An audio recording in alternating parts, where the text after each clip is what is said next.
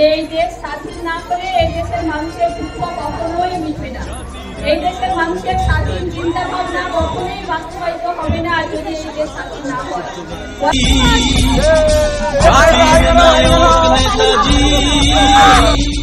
হে বীর সুভাষ নেতাজি, ফিরে এসো তোমায় যে দরকার, শেষ করে দাও। নেতাজি সুভাষচন্দ্র বসু কি 127তম জন্মদিবস কি 127তম জন্মদিবস কি পরাক্রম দিবস কি পরাক্রম দিবস কি বন্দে মাতরম বন্দে।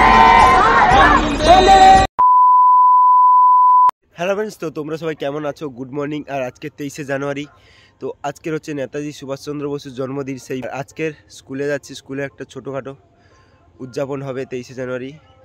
তো চলো স্কুলে আজকে তোমাদের দেখাবো আমাদের স্কুলটা কীরকম কী পুরো ডিটেলস। আজকের স্কুলের আমার ফার্স্ট ভিডিও আসছে আমার ইউটিউব চ্যানেলে।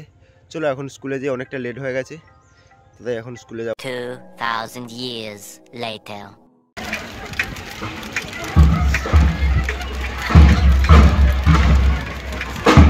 এখন হচ্ছে আমি স্কুলে চলে এসেছি। স্কুলের গ্রাউন্ডে দেখো, এটা স্কুলের ভেতরে। আর আজকে এখন হচ্ছে প্রভাত ফেরি হবে, তার জন্য ভ্যানে মাইক ফাইক টাঙানো হচ্ছে। ওখানে মোটর ভ্যানে মাইক টাঙানো হচ্ছে। আর এদিকে হচ্ছে ভাইরা সব সাইড ড্রাম বাজাচ্ছে। স্যার আছে আমাদের স্পোর্টসে, রাজনীতি স্যার আছে। এদিকে সব বন্ধুরা আছে। এদিকে আমাদের স্কুল ঘাট, এই দিকটা হচ্ছে আমাদের মেন স্কুল। আর মাইক এখন চালু হয়ে গেছে। চলো, মিউজিক চালু হয়ে গেছে। প্রভাত ফেরি এখনই বেরোবো, আর বেশি বকবো না। স্কুল গ্রাউন্ডে সিনেমাটিক শো দেখতে থাকো, চলো।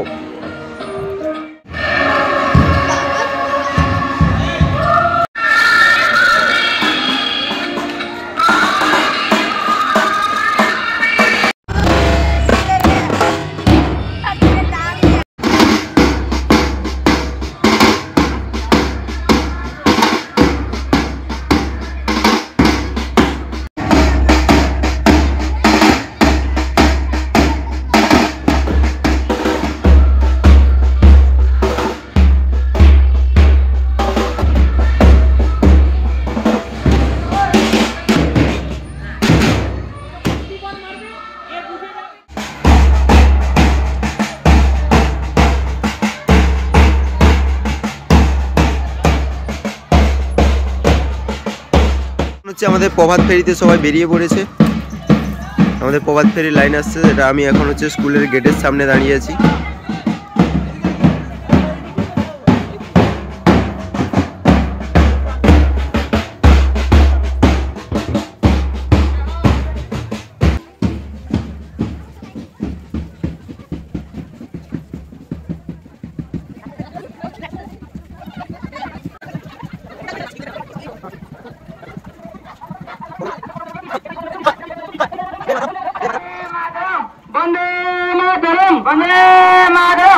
नेताजी सुभाष चंद्र बोसु की जय। नेताजी सुभाष चंद्र बोसु की जय।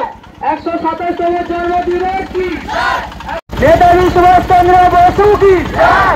127तम जन्म दिवस की जय।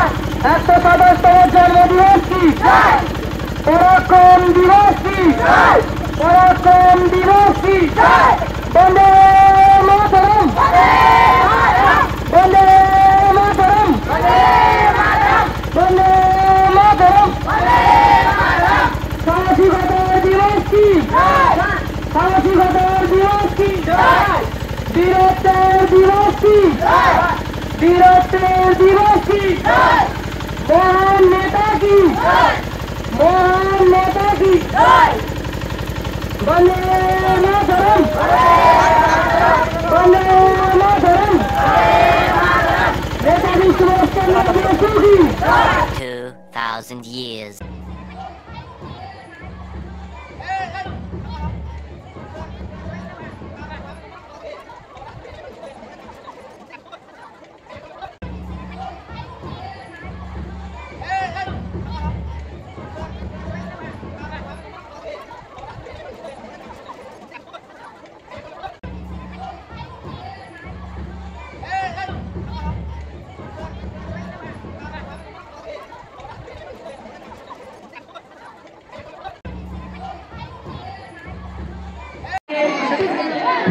হাই স্কুলের পরিচালনা কমিটির স্থায়ী সভাপতি, পরিচালনা কমিটির অন্যান্য সদস্যবৃন্দ এবং আমার সহকর্মীবৃন্দ সবাইকে সম্মান জানিয়ে এবং আমার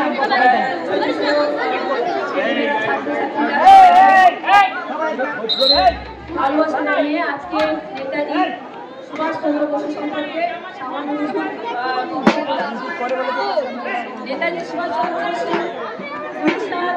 এই ছেলেগুলো মা ধূর্ত সব পালিয়েছে, বক্তব্য রাখতে পারে না, কিছু না।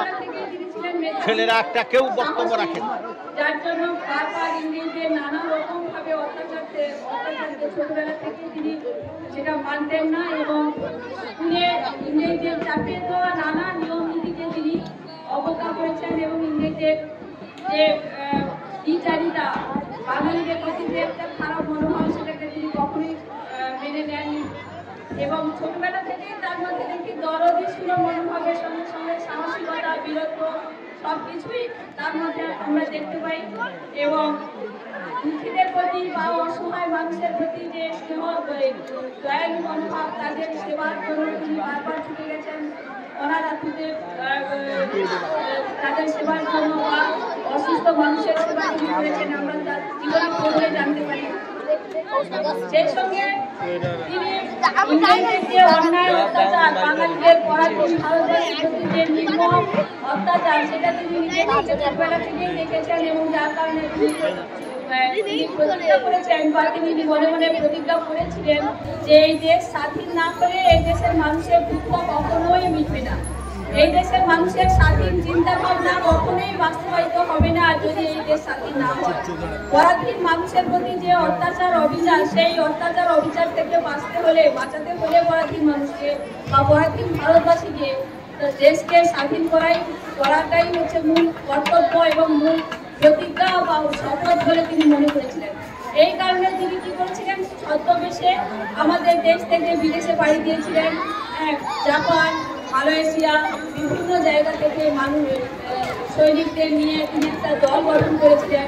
বিদেশে যখন ছিলেন রাসবিহারী বসু, তার সঙ্গে মিলিতভাবে তিনি আজাদ ঘোষ, রাসবিহারী বসু জাপানে গঠন করেছিলেন এবং সেই সঙ্গে যারা পরাজিত ভারতবাসীকে জাপানে যাদেরকে বন্দী করে রাখা হয়েছিল তাদেরকে নিয়ে একটা সেনাবাহিনী গঠন করেছিলেন এবং তিনি দিল্লি চলো এই স্লোগান দিয়ে তিনি সেই সেনাবাহিনীকে নিয়ে গেছিলেন এবং তিনি যেহেতু স্বামী বিবেকানন্দের আদর্শে বিশ্বাসী ছিলেন সেই কারণে তিনি যুব সমাজকে এই দেশের আন্দোলন বা এই দেশের শৃঙ্খল মুক্ত করার জন্য বেছে নিয়েছিলেন এবং যুব সমাজকে নিয়ে তিনি তার সেনাবাহিনী গঠন করেছিলেন। সমস্ত শক্তির আধার এই যুব সমাজ এবং সেই সঙ্গে তিনি কি করেছিলেন, নারী শক্তি, নারী বাহিনীও গঠন করেছিলেন, যেটাকে বলা হচ্ছে লক্ষ্মী বাহিনী, ঝাঁসি বাহিনী। হ্যাঁ, তিনি আজাদি ফৌজের মধ্যে ঝাঁসি বাহিনী বা লক্ষ্মী বাহিনী গঠন করেছিলেন এবং তাদেরকে নিয়ে তিনি দিল্লি চলো এই স্লোগানে তিনি এগিয়ে গিয়েছিলেন। তিনি জানতেন যে ইংরেজদের হাতে প্রচুর অস্ত্রশস্ত্র আছে, কিন্তু তিনি বুঝতে পেরেছিলেন যে সেই অস্ত্রশস্ত্রের না থাকলেও বা কিছুটা বিদেশি বিভিন্ন দেশ থেকে অস্ত্রশস্ত্র সাহায্য নিয়ে তিনি এগিয়ে গিয়েছিলেন এবং দেশের স্বাধীনতা লাভ করার জন্য তিনি ভারতবাসীর কাছে এই স্লোগান দিয়েছিলেন যে তোমরা আমায় রক্ত দাও, আমি তোমাদের স্বাধীনতা দেব। সবাই যদি সম্মিলিতভাবে চেষ্টা করে সে কাজ কখনো বিফলে যায় না। দেশের স্বাধীনতা লাভ করতে হলে সম্মিলিত প্রচেষ্টাই হচ্ছে মূল কথা। এই দেশকে সুন্দর করার জন্য, এই দেশকে স্বাধীন করার জন্য, এই দেশের মঙ্গল কামনায় তিনি সারা জীবন উৎসর্গ করেছেন এবং তার মৃত্যু নিয়ে নানা রকম কুয়াশা আছে। কেউ বলেছেন বিমান দুর্ঘটনায় তিনি মারা গেছেন, কিন্তু সেটাও সত্যিকারের বলে প্রমাণিত হয়নি। আবার কেউ কেউ বলেছেন গুরু নামী বাবা নামে তিনি এসেছিলেন এবং তিনি মারা গেছেন, তার সমাধি হয়েছে। এইগুলো নানা রকম অলৌকিক এবং লৌকিক ঘটনার মধ্য দিয়ে তার জীবন যেন আমাদের কাছে বা তার মৃত্যুটা আমাদের কাছে কুয়াশা হয়েই থেকে গেছে এখনো।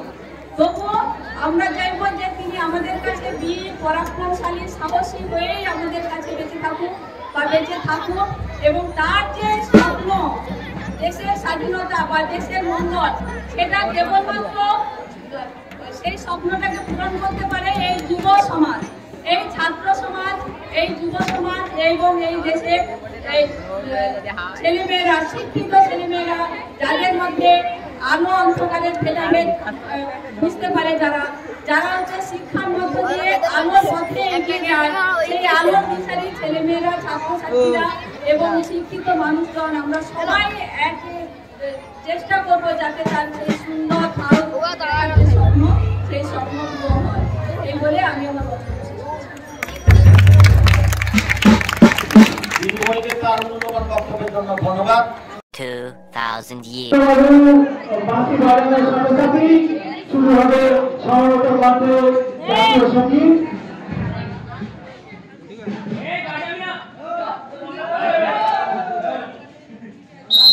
সবাই ছেড়ে দাঁড়া।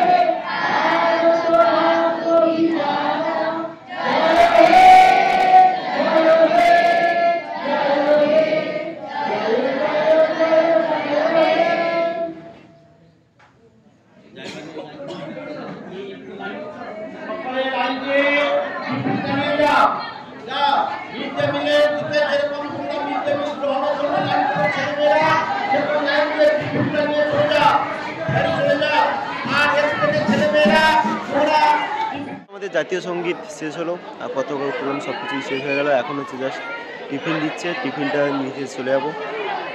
চলো, এখন হচ্ছে জাতীয় সঙ্গীত শেষ, তারপরে টিফিন দেওয়াও শেষের পথে। আর এখন হচ্ছে এখানে ভিডিওটি শেষ করছি। ভিডিও ভালো লাগলে অবশ্যই লাইক করবেন, শেয়ার করে দাও, আর চ্যানেল নতুন হয়ে থাকলে অবশ্যই সাবস্ক্রাইব। চলো, দেখা হচ্ছে নেক্সট ব্লগে। চলো এখানে।